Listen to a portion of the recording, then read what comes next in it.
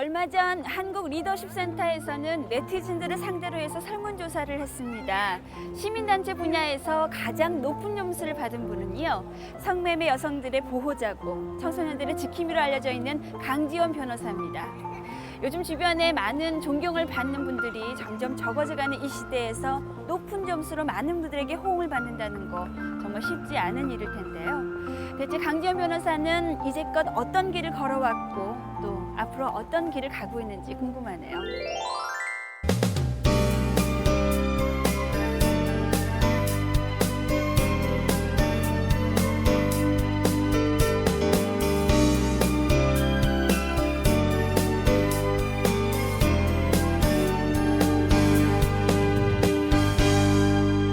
나의 무엇이 아이에게 가슴에 상처를 주고 그 상처를 이렇게 골이 맺혀서 저렇게 절규를 하는가. 결국은 성매매라고 하는 것도 여성을 피해를 보게 하는 그런 거죠. 밤문화, 술문화, 유흥문화를 바꿔나가는 노력을 이 법의 시행과 동시에 같이 해주어야 아마도 우리나라 안녕하십니까. 허리케인이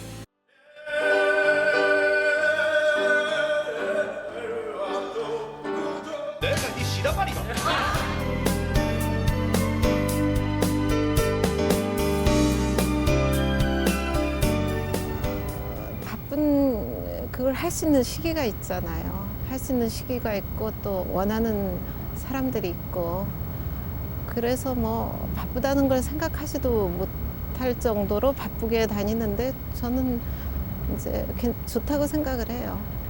그다음에 이제 건강을 해칠 정도로 뭐 그렇게 하는 건 좀 문제가 있는데 워낙 그 일 중독자여가지고 뭐 한번 몰두하기 시작하면 그게 이렇게 딱 완결될 때까지 손에서 놓지를 못하니까 그걸 말려서 될 일은 아니고요. 근데 그렇게 열심히 정말 사람들이 원하고 본인이 할 수 있고 그런 것 자체가 너무 좋지 않습니까? 그래서 저는 뭐 좋다고 생각을 합니다. 네, 여기가 바로 강지원 변호사님 사무실이거든요. 제가 살짝 들여다보겠습니다. 따라오세요. 안녕하세요. 아, 예. 춤을 보니까 더 미인이시죠. 예, 반갑습니다. 감사합니다. 아, 사무실이 참 아담하고 편안한 느낌이네요. 아니 근데 이게 다 변호사님 받으신 거예요? 아니 뭐 그냥 뭐 기념패도 있고요. 예. 위촉받은. 요리하고 계시는 모습도 있으시네요. 아니 평소 모습이신가요? 아 이게 모처럼 한번 해봤죠. 아, 모처럼 하시는 솜씨가 아닌 것 같아요. 젓가락을 이렇게 길게 잡고 계시는 폼이. 평채를 좀 만들어 보자 그래가지고. 탕평채요? 궁중 요리잖아요. 그렇죠. 그러니까 요새 세상이 좀 시끌시끌하잖아요. 네.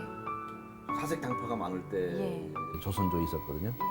그럴 때 이제 탕평을 좀 해야 된다고 해서 그래서 이제 탕평채라고 이름이 지어졌다는 건데요. 뭐 집에서 집사람이 무슨 요리할 때 좀 잘해요. 그래서 이제 귀동량으로 좀 해보고 한데. 궁중 요리를 귀동량으로 하실 정도면 뭐 민간 음식은 뭐 이미 평생을 하셨겠어요. 요리까지는 아니고. 예. 이 모습은 어떤 모습인가요? 아 그게 이제 그 수원에서 말이죠. 네. 이 한강 물을 좀 맑게 해달라고 하는 행사가 있었어요. 네. 그때 이제 무슨 조정에서 입는 옷을 입고 도유사를 하라고 그래서 그 한번 해본 그 기념사진입니다. 딴 사람 같아요. 저 깜짝 놀랐어요. 워낙에 뭘 많이 하셨잖아요. 그래서 혹시 연기하셨을 때 모습인가 싶어가지고요. 이 선생님 젊으셨을 때 아주 옛날 사진이네요. 아유 정말 76년도 사진이니까요. 그때는 이렇게 머리숱이 좀 많으셨. 예. 아주 안경도 시커먼 안경 써가지고. 그러시군요.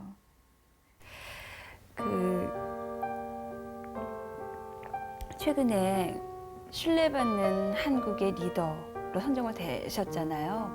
그런데 사실 부인 김영란 판사 때문에 많은 분들 입에 오르내리신데 어떠세요? 기분 좋지요 뭐. 왜냐면 집안일이기도 하고요. 제가 그렇게 얘기를 했어요. 제가 고시 합격했을 때보다도 더 기분이 좋다고 그렇게 얘기를 해줬더니요. 그 말이 그렇게 뭐 대단한 말인지 본인이 그 말 듣고 더 좋아하는 거예요. 바깥쪽에서 보시면 아무래도 그 대법관을 부인으로 둔 남편으로서 괜히 좀 아니 전에는 이제 그 집사람이 그렇게 아주 유명하지 않을 때 그럴 때는 항상 이제 누구 부인 누구 이렇게 했거든요. 요즘은 제가 어디를 가면 누구 남편 강지원 완전히 바뀌었어요. 근데 그 고향이 남쪽, 그 목포 쪽이라고 얘기를 들었거든요. 그렇죠. 저희 부모님 그 고향이 이제 본적은 이제 목포로 되어 있는데 원래 그 무안, 청계면이시고요. 근데 저는 거기서 자라질 못했어요. 저희 아버님이 완도 군수를 하실 때 그때 태어나서 그리고 이제 광주에서 자라다가 이제 서울로 갔거든요. 그래서 사실은 좀 아쉬워요. 목포, 무안 이쪽에 좀 잘 알고 싶은데 오히려 가면 무슨 문화 답사오, 문화유적 답사온 것 같고 말이죠. 그러면 광주는 언제까지 계셨어요? 초등학교 3학년 때까지. 초등학교 3학년. 그리고 이제 서울로 갔습니다. 고향에 대한 추억 같은 것은? 참 안타깝죠. 왜냐하면 저희 아버님께서 또 4대 독자하셨어요. 그래서 친척이 많지는 않습니다. 그래서 제가 지금도 광주를 간다든가 하면 누워서 잘 친척집이 없어요. 네, 그래서 무슨 강연 같은 게 있어서 가면 그냥 대전이나 부산 가서 강연하고 오는 것 비슷한 느낌을 가지고 오거든요. 그래서 저는 아주 안타깝게 생각하는데 그래서 그 자녀들을 말이죠. 이 청소년들을 그 어디 유학을 보낸다든가 하면 그래도 이제 초등학교 또는 중학교 이 정도는 좀 졸업을 하고 떠나면 그러면 조금 이렇게 좀 정체성이라고 할까. 요즘 외국에 아이들 많이 보내지 않습니까? 그런 경우에도 너무 일찍 보내는 것이 좋은가? 그 점에 대해서는 저는 대단히 회의적이에요. 조금 더 이렇게 생각이 깊으신 분들은 한국에서 조금 이렇게 공부를 시킨 다음에 그 다음에 이제 보내는 경우가 있지 않을까 싶습니다. 자꾸만 이제 뭐 남보다 조금 더 빨리 그러다 보니까 그게 너무 빨리 이제 너무 빨라져가지고. 어느 나라 사람인지 어디 고향 사람인지. 맞습니다. 그 서울대에서 학부를 정치학을 네, 하셨어요. 네. 그런데 어떻게 해서 검사가 되신 거예요? 그때는 이제 뭐 법대나 상대를 가라고 이제 집에서들 그 권고를 하셨는데요. 근데 저는 이제 정치학과를 가면 무슨 대정치가가 되는 줄 알고 그리고 주위에서 다들 말하기를 무슨 이 사자를 붙이면 이렇게 붙여야지 출세한다고 그러고 뭐 그러더라고요. 그 당시에 그랬어요. 저희들 시대에는. 그래서 아주 무슨 그 이 큰 소리나 좀 치고 말이죠. 또 뭐 사자를 붙이고 말이죠. 그게 바로 출세의 바로 길인 것으로. 이게 산업공상 시절의 이야기 아니겠습니까? 좀 그런 풍토가 저는 아주 나쁘다고 생각하고 저는 오히려 그 희생자라고 생각을 하거든요. 근데 요즘도 그런 풍토 아직도 있는 것 같아요. 그래서 아주 이 교육 풍토를 바꿔야 된다고, 뜯어 고쳐야 된다고 이렇게 생각하고 있는 편이죠. 오히려 자기가 타고난 여러 가지 적성과 소양이 있을 텐데 그것을 개발해서 열심히 하면 그것이 행복한 것이고 성공이 아닐까. 그렇잖아요? 그럼 부모님의 권유로 법 공부를 하시게 되신 거예요? 그 부모님 권유보다는 이제 제가 그 대학에 들어갔을 때가 바로 이제 박정희 대통령이 삼선 개헌을 시도한 때거든요. 그래서 장기 음모에 소위 들어가는 때인데 그런 정보가 들어왔어요. 그래서 우리가 이제 데모를 했죠. 데모를 했어요. 그래서 전 뭐 별로 그렇게 크게 데모한 것 같지도 않은데 저를 아주 주모자라고 그래가지고 그냥 무기징역을 시켜버렸어요. 그래서 학교에서 쫓겨났어요. 게다가 이제 또 경찰이 잡으러 온대요. 도망갔죠. 도망간 게 이제 저 장성의 백양사입니다. 백양사에. 거기서 이제 경찰을 피해가지고 이제 숨어 있는데 그 옆에 이제 좀 나보다 나이 몇 살 더 드신 분들이 고시 공부하러 와 있고 그러더라고요. 제가 절간에 숨어서 뭐 하겠습니까? 그리고 고시 공부를 했죠. 그래서 저는 이제 대학 졸업하면서 바로 이제 행정고시가 되고 그다음에 또 이제 사법고시를 했는데. 저희 친구들은 그 후에 점점 이제 그 민주화 투쟁이 격화되고 그러면서 이제 대부분 한 번씩 감방에 갔다 오거나 군대 잡혀가거나 그랬거든요.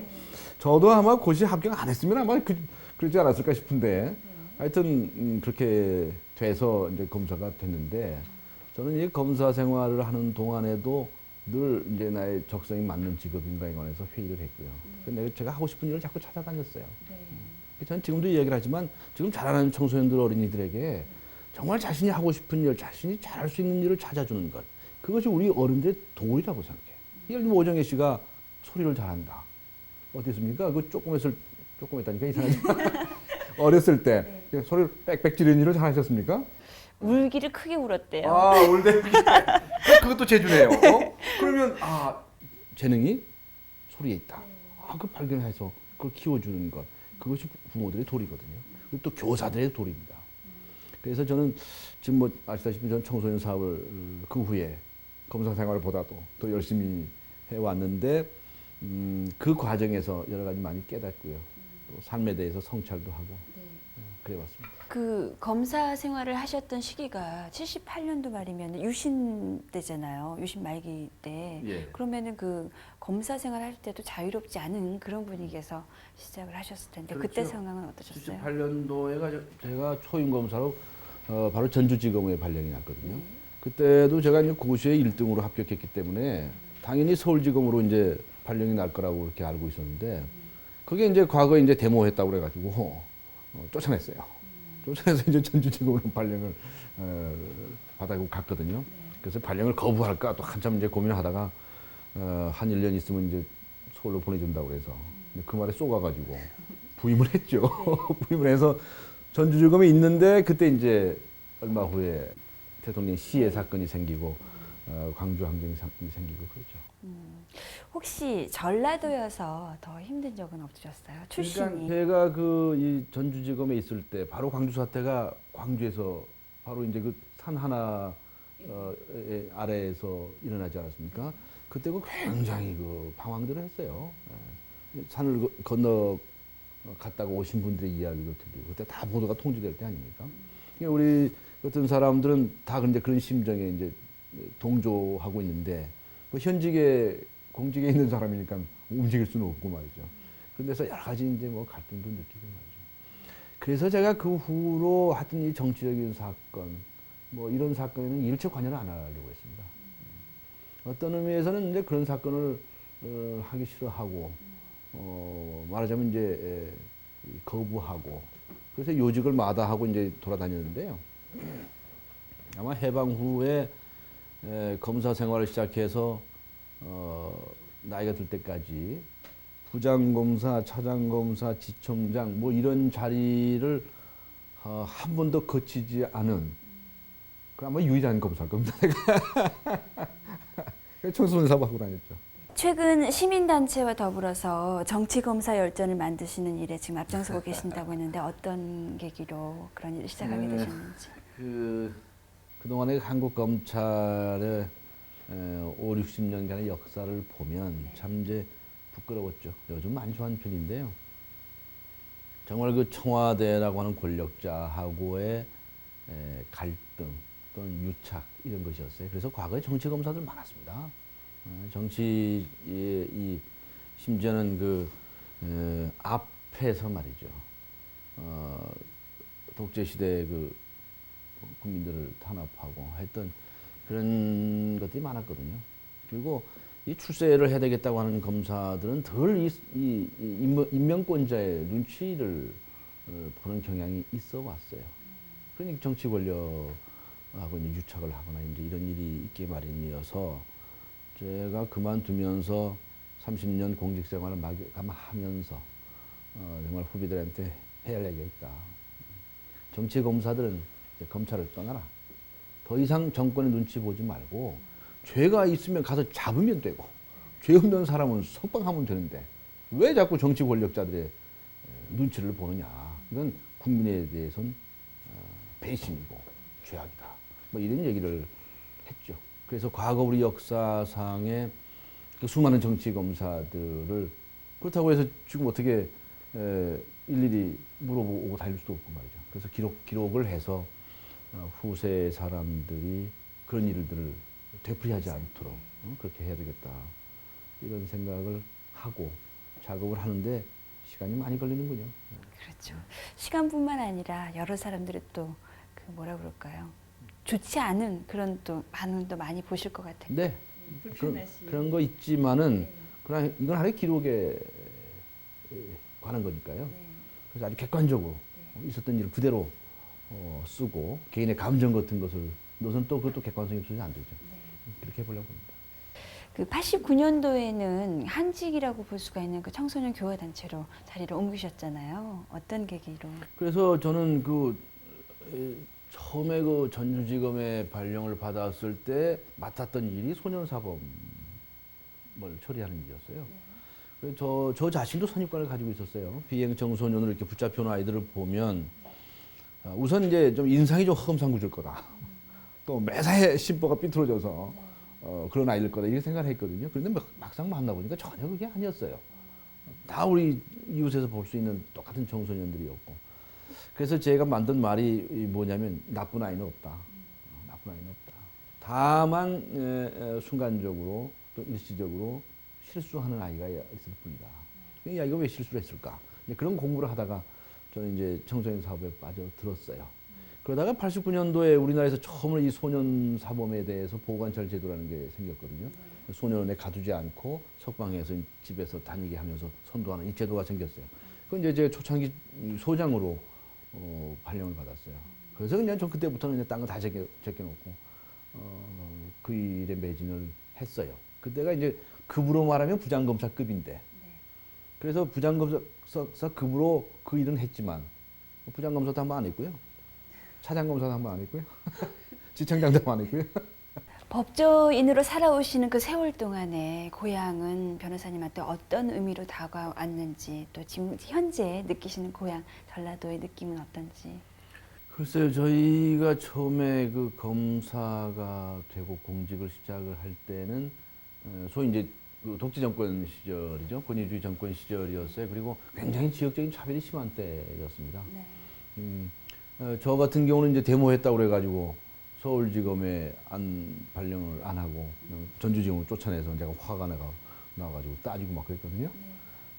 뿐만 아니라 이제 여러 가지 이제 지역적 차별이 굉장히 많았어요. 그리고 뭐 장관 무슨 총장 이런 게 한 사람들 중에 호남 출신이 거의 없지 않았습니까? 그런 걸 보더라도 알 수 있거든요. 근데 이제 세상이 좀 많이 변했고요. 하여튼 어떤 의미에서든 간에 차별이라든가 이런 것은 죄악입니다. 가진 사람, 갖지 않은 사람, 잘생긴 사람, 못생긴 사람, 또 이렇게 소리 잘하는 사람, 소리 못하는 사람 이렇게 차별을 하면 안 돼요. 잘하는 사람은 잘하는 사람대로 그것을 잘하는 사람은 잘하는 사람대로 의미가 있고 그것을 못하는 사람은 대신에 또 다른 것도 잘하는 것이거든요. 이제 그야말로 다양성의 시대입니다. 호남 또 이제 우리 광주, 전라도 이런 경우도 우리 다 장점이 있어요. 그러니까 어떤 사람은 어떤 걸 좀 잘하는가 하면 어떤 사람은 또 이런 걸 또 잘하는 거거든요. 자신이 잘하는 것, 이런 것 잘할 수 있는 것, 이런 것들을 개발해서 열심히 하는 것. 그것이 저는 우리 세상을 아주 행복하게 하는 일이라고 생각을 하거든요. 과거처럼 이렇게 획일적인 잣대를 가지고 세상을 보면 반드시 다른 사람과 비교를 해야 됩니다. 그렇죠. 그 잣대에 맞춰서 비교를 해서 잘하느냐 못하느냐를 따져야 되죠. 아니면 뭐 벼슬이 더 높아졌느냐, 안 높아졌느냐, 또 돈을 더 많이 벌었느냐, 안 벌었느냐, 이런 비교를 하게 되는데 이 세상을 그렇게 비교하면서 살면 말이에요. 얼마나 괴롭습니까? 그렇잖아요. 자기가 하고 싶은 일을 찾아서 열심히 하면 그렇게 행복하고 그렇게 신바람이 나는데 저는 아주 이제 좀 신바람이 나는 그런 세상을 우리가 찾을 수가 있지 않을까 좀 그렇게 생각하거든요. 그 살아오신 모습에서 이렇게 엿보면 결단력 있는 그런 분이시다라는 느낌을 받게 되는데 항상 그 쥐온 고삐를 늦추지 않고 살아오신 그런 모습을 볼 수가 있거든요. 어떠세요? 근데 저는 청소년 사업을 하면서 많이 변했어요. 학창 시절 그리고 이제 사회 나올 때는 그야말로 우리는 출세주의적인 교육을 받았거든요. 저 같은 경우는 뭐 사자를 붙여야 된다든가 또 어떤 친구들은 뭐 돈을 많이 벌어야 되겠다고 생각하는 친구들 또 어떤 사람은 뭐 인기를 많이 얻어야 되겠다고 생각하는 친구들이 아주 많았었어요. 지금도 그런 풍토가 많이 남아 있어서 저는 이런 것이 좋지 않다고 생각을 하는데 그래서 저는 청소년 사업을 하면서 과연 이 아이들을 어떻게 키워야 할 것인가를 생각을 하면서 그럼 과연 어떤 삶이 훌륭한 삶인가 이런 것도 생각해 보지 않겠습니까? 과연 그 사사건건 남하고 비교하면서 경쟁하고 싸우고 이기적인 삶을 살아야 할 것인지 아니면 자기가 탁월한 그 재능을 개발해서 하고 싶은 일을 마음껏 하고 그렇게 하면요 신바람이 나요. 그리고 일도 잘 돼요. 일도 잘 되면 또 신바람이 나거든요. 그리고 스스로가 행복하다고 생각해요. 이거보다 더 훌륭한 삶이 어디가 있습니까? 그래서 난 청소년들을 그렇게 키워야 된다라고 하는 것을 이제 깨달아 가면서 뭐 책도 많이 봤어요. 그래서 뭐 철학책, 윤리, 심리학, 종교학, 뭐 정신분석학 많은 책들을 봤는데요. 법학책은 좀 챙겨놓고 그런 과정에서 아 그렇구나 그런 것을 깨달으면서 전 제 자신이 많이 변했어요. 그래서 저희 같이 무슨 엘리트 교육 받아온 사람, 출세주의 교육을 받아온 사람 이런 사람들이 아 정말 잘못된 거구나 바꿔야 되겠구나. 그런 철학이라고 할까요? 뭐 그런 소신이라면 소신이랄까. 그래서 고비마다 저는 뭐 그런 소신이 가고 한 것뿐이고요. 제가 유달리 무슨 결단력이 조그만 사람이 무슨 결단력이 있겠어요. 가정사 얘기를 좀 들어봤으면 좋겠어요. 예. 지금의 부인은 어떻게 만나게 되신 거예요? 제가 전주지검에 있다가 이제 서울지검으로 나중에 발령받아 갔거든요. 네. 가서 있는데 하루는 소문이 뺑 돌아요. 네. 무슨 얘기냐면 우리 같은 층에 여자 시보가 한 사람 나타났다. 네. 이 얘기예요. 그게 무슨 이야기냐면 사법고시 합격한 사람이 사법연수에 다니는 동안에 검찰청에 나와서 수습을 하는 기간이 있어요. 네. 근데 그 중에 여자 시보가 한 사람이 있다. 라고 소문이 쫙 돌았어요. 네. 그래서 제가 이제 총각이었거든요. 네. 총각 검사 아니었습니까? 그래서 이제 흑심을 품고 이제 관찰을 좀 했죠. 네. 했더니 마음에 들더라고요. 네. 그래서 이제 요즘 젊은 사람들의 말에 의하면 표현에 의한다면 작업에 들어갔죠. 근데 작업이 그냥 한 번에 성공하셨나요? 처음에 이제 그냥 단둘이 만날 수가 없잖아요. 좀 이상하니까. 그래서 이제 그 동기생들 같이 수습 나온 사람들 초청해서 뭐 점심도 사주고 저녁도 사주고. 그러다가 이제 한 사람씩 빼버리고. 가지고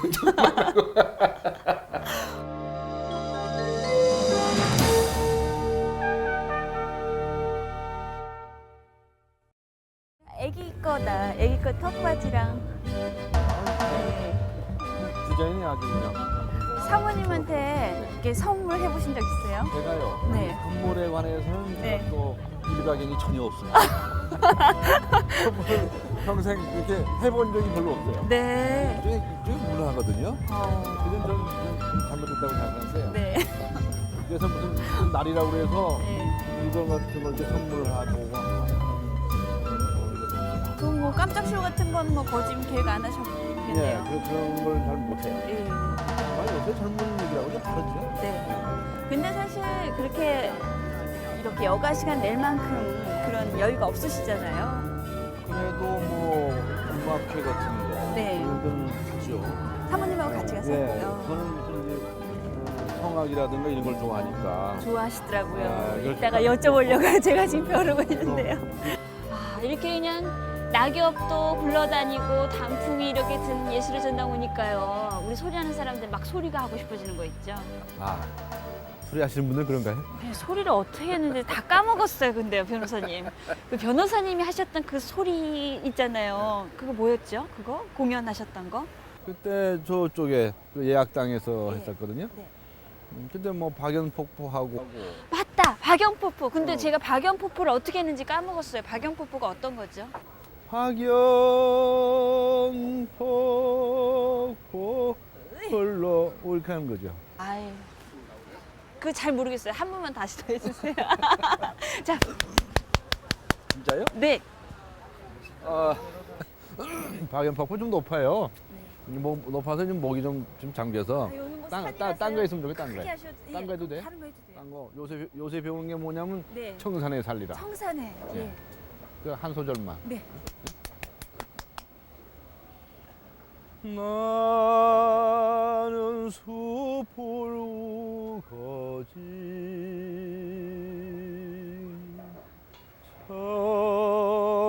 청산에 사르리라 나의 마음 부르러 청산에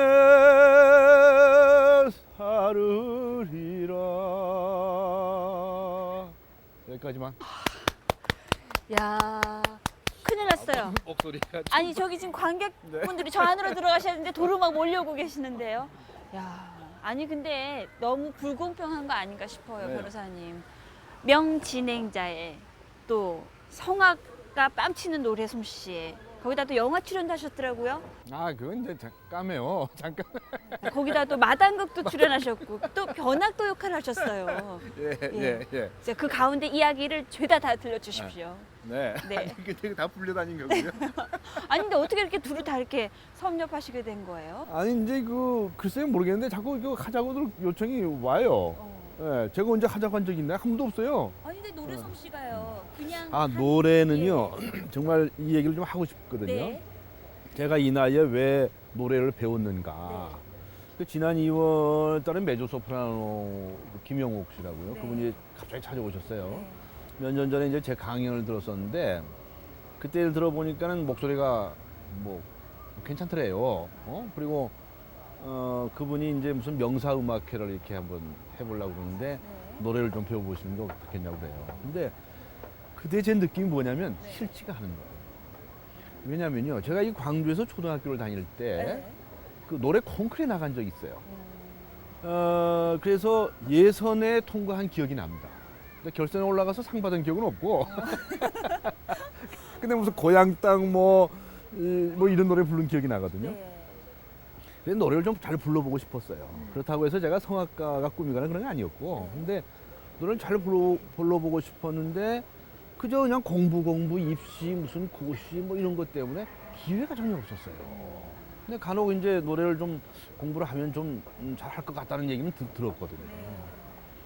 그래서 제가 이번에 사실 이 나이에 이걸 시도해본 이유는 지금 우리 잘 아는 청소년들에게 그 학창 시절에 떠올랐던 호기심 또는 해보고 싶었던 것 그거 놓치지 마라 말이에요. 반드시 체험을 해보고 체험을 해보면 자신이 설계해가는 삶의 일정 부분에 역할을 해줄 수가 있다. 이런 얘기를 해보고 싶은 거예요. 근데 지금 청소년들 어떻습니까? 공부 그것 때문에 하고 싶은 거 다 못하고.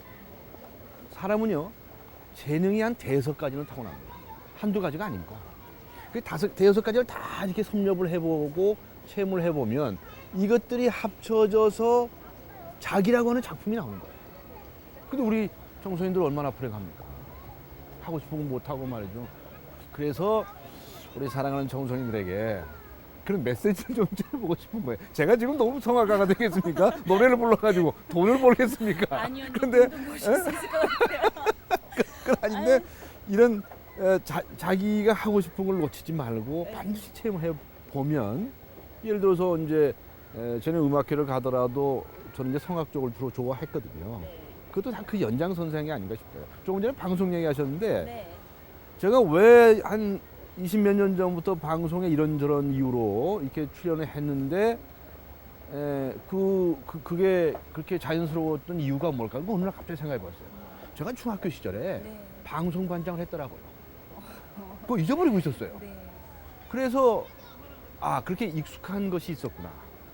그러다가 이제 드디어 방송 진행도 좀 해보고 TV 토크쇼도 진행해보고 했는데 하여튼 뭐 그건 본업은 아니고요. 본업은 아니지만 그렇게 그 청소년기 때부터 그런 자신의 그 탤런트를 말이죠. 여러 가지 탤런트를 정말 개발을 해보면 혹시 압니까? 제가 소리꾼이 됐을지. 어휴, 다행이에요. 소리꾼 안 되신 게 저희 직업에. 예. 아니 근데 실제로 자녀분들도 대안학교를 보냈다고 들었거든요. 예. 그게 이제 부모님이 권유셨어요? 아니면 뭐 자녀분들의 의지가 그랬던 건가요? 그게 이제 이번에 좀 화제거리가 된 것으로 이제 알고 뭐 질문도 굉장히 많이 받았는데 아마 제가 청소년 사업을 하는 사람이 아니었다고 한다면 그런 결정을 내리지 못했을 겁니다. 아마도 공부 애를 퇴근했을 거고요. 요새 하는 말로 이제 쥐잡듯이 잡는다고. 뭐 과외 공부시키고 끝나면 또 그냥 학원 보내고 말이죠. 꼭두 새벽부터 영교시부터 오밤중까지 세계적으로 말이죠. 이런 나라가 없습니다. 그거 하는 우리가 분명히 알아야 돼요. 저는 우리나라에서 적어도 이제 소수의 엘리트 교육이라고 하는 것을 전형적으로 받고 자라는 사람이거든요. 근데 그것이 과연 나에게 어떤 도움이 되었는가? 한마디로 말씀드린다면 그건 정말 실패작이다. 그래서 제가 조금 전에도 말씀드린 것처럼 노래도 좀 불러보고 싶고 또 글도 좀 잘 써보고 싶고 여러 가지 이 욕구가 있었는데 그거 다 제껴놓고 공부만 했거든요. 그래서 저희 인생이 정말 주어진 것들을 모두 개발한 그런 인생이 못 되지 않은가 후회가 된다. 그리고 우리 사랑하는 청소년들은 나와 같은 이런 시행착오를 겪지 않았으면 좋겠다. 우리 자녀들도 마찬가지고. 그래서 이 정규 이 공교육 이런 거 가지고서는 안 되겠다. 너무 공부를 요구하니까. 그래서 이제 보내봤죠. 여기 담양의 그 저 한빛고등학교 예. 거기를 보냈는데 거기 이제 산속에 네. 또 기숙사 학교 아닙니까? 예. 거기서 어떻게 과학 공부를 시키고 그렇죠. 거기서 어떻게 학원을 다닙니까? 네. 거기서 이제 텃밭 가꾸고 역사 탐방하고 뭐 만들어보고 말이죠. 도자기 만들어보고 무슨 뭐 그냥 옷도 만들어보고 이런 거 하는 거거든요. 그거 실컷 해보고 예. 그리고 나서 이 아이가 고3 때 저희 이게 뭐라고 얘기하냐? 자기는 수능을 거부하겠습니다. 그 수능 안 봤어요, 얘. 그 대학 안 가겠다고. 네. 그래서 어떻게 했겠습니까? 그래서 좀 당황스럽고 그러라고 그랬죠. 그냥 처음에 굉장히 당황스럽더라고요. 예. 남들 다 하는 거 안 예. 한다면서. 그러나 하고 싶은 대로 해라 말이에요. 대신에 앞으로 뭘 하고 싶은지 계획서를 써내라 그랬어요. 그랬더니 A4 용지에다가 한 10장 정도로 싹 이렇게 계획서를 써냈어. 그 계획서가 참 걸작이에요. 한 달 동안 뭐 아르바이트를 하겠다. 그리고 그 돈을 모아가지고 외국을 한 달 동안 경험하고 오겠다. 한 달 아르바이트 했어. 그러더니 이제 그래서 이제 호주 갔다 왔거든요. 한 달. 예. 한 달 이제 왔다 갔다 하면서 돌아다니더군요. 그리고 나더니 이제 뭘 할까 고민하다가 이제 종로에 있는 강남에 있는 영어학원에 등록하고 하더니 자기 혼자서 미국을 갔어요. 전 미국 가라고 밑자도 얘기해 본 적이 없어요. 또 둘째 아이는 이제 뜻 있는 분들이 한 100여 명이 분당에다가 이제 특성화 학교를 하나 설립했거든요. 근데 거기에 이제 좀 다니고 있습니다. 근데 그 철학은 다른 게 아니고 저마다 타고난 재능과 적성이 다르기 때문에 그것을 마음껏 개발할 수 있는 기회를 주자. 절대로 공부 강요하지 않겠다. 입시표에 환자가 되지 않겠다. 뭐 이런 거죠. 만족하던가요, 자녀분들도? 아이들은 굉장히 만족해요. 그런데 오히려 어른들이 걱정해요. 저 아이가 대학도 안 가고 예를 들면 또 무슨 세상에서 말하는 출세주의, 응? 무슨 뭐 교수를 한다든가 말이죠, 돈을 많이 번다든가 무슨 또 인기를 많이 얻는다든가 말이죠. 이런 세속적인 저런 기준으로 보면 걱정되죠. 그러나 저는 걱정 안 해요. 사람은 다 자기 삶을 자기가 개척할 수 있는 그 능력을 타고났다고 생각하거든요. 그걸 믿어주는 것이 좋지 않을까 그런 생각을 해봅니다. 요즘 하나밖에 낳지 않고 키우는 우리 그런 자녀를 둔 부모님들이 꼭 들어야 되는 그런 자녀 교육 방침이 아닌가 싶습니다. 정말입니다. 네. 지금 우리나라의 교육 뜯어 고치지 않으면 우리나라의 10년, 20년 후가 걱정이 됩니다. 이렇게 달달달달 외워가지고 찍기 잘해가지고 점수 잘 맞는 순서대로 대학 가고 말이죠. 이런 아이들이 무슨 큰 인물이 되겠습니까? 그렇잖아요. 그 지금 우리 시대에는 그 사자 붙여야 출세한다는 그런 시대였기 때문에 네. 지금 그 사람들을 보세요. 저를 포함을 해서. 재주가 있는데 무슨 재주가 있느냐? 다 달달 외워가지고 찍기 잘해가지고 그래가지고 점수 잘 받아가지고 무슨 대학 가고 무슨 자리 차지하고 그런 거예요. 그래 이제는 그런 사람들이 세상을 이끌어갈 수 있는 세상이 아닙니다. 다양성의 시대군요. 목소리가 좋으면 소리꾼이 돼야 되고 그렇죠. 그림을 잘 그리면 화가 되고 뜀박질을 잘하면 축구 선수가 되는 거죠. 뭘 자꾸 뜯었다 붙였다 하는 걸 좋아한다면 과학자가 돼야 되고 기술자가 돼야 되고 말이죠. 또 이 자연을 너무나 사랑하는 농사꾼이 돼야 됩니다. 얼마나 훌륭한 일입니까? 그런 다양성의 시대, 이런 다양성의 철학, 이런 교육이 돼야 한다고 생각하고 저는 앞으로도 계속 청소년 사업을 교육운동을 통해서 그런 좀 노력을 해보려고 합니다.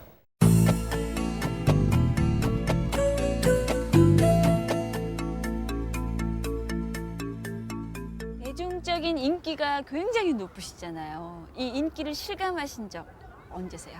지나갈 때 인사들을 많이 받아요. 네. 한 번은 버스에서 단체 관광 오신 여자분들이 수십 명이 내리셨는데 네.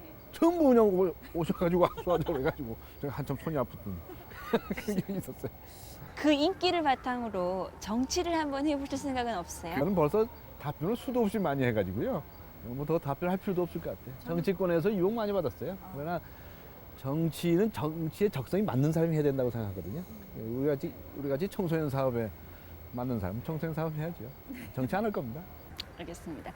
이 방송인이나 가수, 배우 등 정말 다양한 경험을 하셨는데 다시 선택할 수 있다면 어떤 직업을 하고 싶으세요?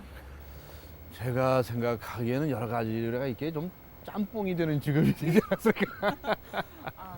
그러니까 무슨 글 쓰는 거, 말하는 거, 노래하는 거, 뭐 여러 가지 다 섞어서 어떤 거 하나도 놓치실 수 없는 거죠. 어떤 제3의 어떤 작품 같은 게 없었을까 그런 생각해요. 최근 부인이 더 유명해졌다는 거 실감하시지? 예, 김영란은 남편이다. 이럴 때 혹시 뭐 기분 나쁘고 그러신 적 없어요? 기분이 너무 좋아요. 왜냐하면 전에는 어디 인터뷰를 나갈 때 같이 나가자 그러면 네. 신분이 판사라고 해서 안 나가고 그랬거든요. 네. 요즘은 자기가 유명 인사니까 네. 내가 좀 같이 나갈 수도 있고. 아무래도 집안일이 더 많아지셨겠어요. 이번에 아마 제가 그 매니저 역할 했다고 그렇게 소문이 났어요. SNS를 들어가 보면은 성매매 여성분들이 고민하는 그 사이트가 있는데 거기에 꼭 강지원 변호사에게 도움을 청하라 이런 리플을 달아 놓으셨어요. 그 얘기 좀 해주세요. 제가 이제 청소년 사업을 하다 보면 청소년의 절반은 여자 청소년 아닙니까? 네. 근데 여자 청소년들을 이렇게 지도하다 보니까 가출을 해서 빗나가는 경우도 있고 그래요. 그래서 제가 여성 문제에 관심을 갖게 됐고요. 그 중에 한 참 안타까운 일로 성매매 여성 아이들도 만나게 되고 그러게 됐어요. 그래서 그 아이들이 정말 얼마나 고통받고 있는지 아십니까? 그래서 그 아이들이 정말 그동안에는 정말 착취당하고 말이죠. 고소당하고 이 업주로부터. 그래서 이제는 안 된다. 제가 그냥 그 몇 사람 그 성매매 여성들 상담을 한 결과 다 모아가지고 오히려 거꾸로 말이죠. 업주를 상대로 손해배상을 청구하는 그런 소송들, 집단 소송을 제기하기도 했어요. 그냥 저희 사무실에서 집단적으로 기자회견도 하고 말이죠. 그리고 거기 와서 나쁜 짓 한 사람들 실명 다 공개해버리고 말이죠. 그랬거든요. 그래서 이제 그 성매매 특별법도 이제 그런 과정을 겪어서 이제 통과가 됐고 9월 23일부터 시행이 됐는데 지금 뭐 여러 가지 긍정적인 말이 많지 않습니까? 네. 그러나 딱 한마디 말씀드리고 싶은 것은 이 나라처럼 이렇게 유흥업소가 많은 나라가 없고 이렇게 술집이 많은 나라가 없습니다. 네. 그리고 이렇게 주택가에서 한 발짝만 나가면 저 성을 사고 팔 수 있는 말이 이런 나라가 어디 있습니까? 세계 각국에 돌아다녀봐도 더군다나 선진국에. 그래서 이 시장이 너무 크다. 이거 줄여야 된다. 줄여야 된다. 그래서 이 업주들, 업주 일을 해오신 분들은 이제 더 이상 여자 장사를 통해서 돈을 벌 생각 하지 마십시오. 네. 이 세상에 좋은 사람 많이 있지 않습니까? 업종을 하루밖에 네. 전환하셔서 뭐 불고기집도 하셔도 좋고 뭐 여러 가지 이제 뭐 문방구를 하셔도 좋고 많은 사업도 있으니까 업종을 좀 전환하시기를 간곡하게 호소를 하고 그렇게 함으로써 우리 사회가 좀 건강해지고 네. 또 고통받는 여성들이 좀 줄어들고 네. 또 좀 사랑하는 우리 여자 청소년들이 자신을 잘 개발해 나갈 수가 있지 않을까 그렇게 생각합니다. 그 사실 서울 중심으로 교육을 하다 보니까 지방에서 아이들이 공부하는 교육 여건이 좋지 않은 것도 사실이고 또 네. 그런 자녀들을 보는 부모님의 마음들이 편치 않거든요. 어떻게 생각하세요? 저는 그렇게 생각하지 않습니다. 지금 온통 나라가 서울로 집중이 돼가지고 말이죠. 서울 가야 무슨 소위 출세한다고 생각하고 말이죠. 벌어먹고 산다고 생각하는데 이거 잘못된 겁니다. 잘못된 거예요. 저만 하더라도 너무 일찍 전 서울로 갔다고 이제 생각을 하는 사람이거든요. 그런데 지방이 얼마나 좋습니까? 지역에서 태어나신 분들이 지역에서 공부하고 지역에서 활동하고 생산 활동을 하고 또 무슨 정치도 하고 말이죠. 경제도 하고 말이죠. 그거 얼마나 좋습니까? 이래야 되거든요. 외국의 대부분의 나라는 그렇습니다. 근데 우리는 지금 모든 게 서울로 편중이 돼 있어서 내가 저 대열을 타지 않으면 낙후된다고 생각을 하거든요. 저는 그래서 오히려 거꾸로 생각합니다. 우리 지역에서는 이 지역민들이 이 지역에서 생활하면서 또 발전시키고 말이죠. 노력하고 말이죠. 이래야 이게 제대로 되는 거예요. 그리고 정부도 균형 발전이 되는 거예요. 교육기관이요. 좋은 교육기관 얼마나 많습니까? 뭐 때문에 좋은 대학 놔두고 서울로 갑니까? 난 또 이해할 수가 없어요. 교수들도 얼마나 훌륭하시고 시설도 좋고 말이죠. 근데 이제 사회에서 이제 받아들일 때 그렇지 않다. 그것 때문에 그러시거든요. 저는 사회에서 받아들이지 아니하는 그걸 깨부셔야 된다고 생각해요. 오히려 우리가 들고 일어나서 저 같은 이제 전문가들이 들고 일어나서 이 사회에서 채용을 할 때 이 편견을 두고 말이죠. 학력을 차별하고 서울대학에 있는 대학과 지방에 있는 대학을 무슨 이 차이를 두는 이런 거, 이 풍토를 뜯어 고치는 일을 하면 되지 않겠습니까? 네. 그거를 우리가 여기서 이제 하자는 겁니다. 멀리 갈 거 없어요. 우리가 공연히 이 시류에 편승을 해가지고 쓸데없이 말이죠. 하숙비 보내야죠. 이거 하숙하다 보면 또 외롭고 말이죠. 그래가지고 공부가 제대로 되겠습니까? 전 그렇지 않겠어요. 저는 이거 서울에 있으면서 왜 저째 아이를 담양에 있는 고등학교로 보냈겠습니까? 기숙자 학교까지 그렇잖아요. 네. 저는 이제 학벌의 시대는 지났다. 학교 간판의 시대는 지났다. 남은 것은 무엇일까? 실력의 시대다. 자기 개성의 시대다. 이렇게 세상이 변했어요. 다행히 세상이 이렇게 변했습니다. 다양성의 시대가 됐거든요.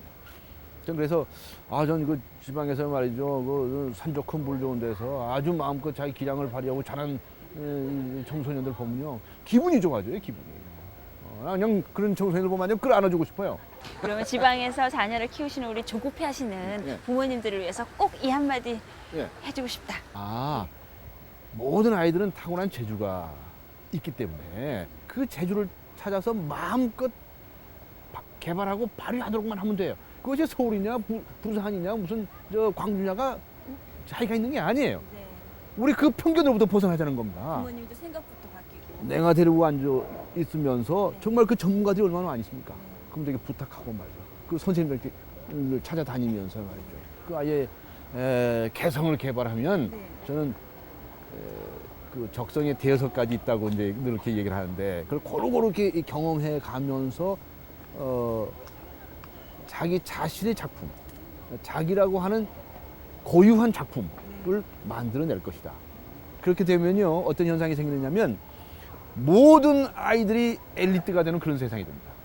이걸 전원 엘리트주의라고 하는데 전원이 엘리트가 되는 그런 세상이 될 수가 있어요. 얼마나 좋습니까? 정말 이야기만으로도 숨가쁘게 살아오신 거 느낄 수가 있습니다. 앞으로 계획하고 계시는 일생을 두고 정말 하고 싶은 일 있으세요? 저는 이제 우리 청소년들, 2세들이 또 3세들이 또 그 이하 마음껏 말이죠. 네. 자기 하고 싶은 일을 하면서 살 수 있는 그런 세상이 된다면 얼마나 좋을까. 그런 일에 조금이라도 보탬이 됐으면 좋겠다. 보탬이 되는 일을 하고 싶다. 이렇게 생각해요. 이제까지의 모습으로 봐서도 그 열정으로 무슨 일이든 다 해내시리라 믿습니다. 오늘 이렇게 바쁘신데 시간 내주셔서 정말 감사합니다. 고맙습니다. 네, 고맙습니다. 감사합니다. 예. If you move to the music again and again, soon the music will move you. 주말 끝나서 좀 많이 나오신 것 Don't be 같은데. afraid. Come on, dance for me. 해석이 너무 좋은데. In the night we can feel as we dance 쳐다보시네.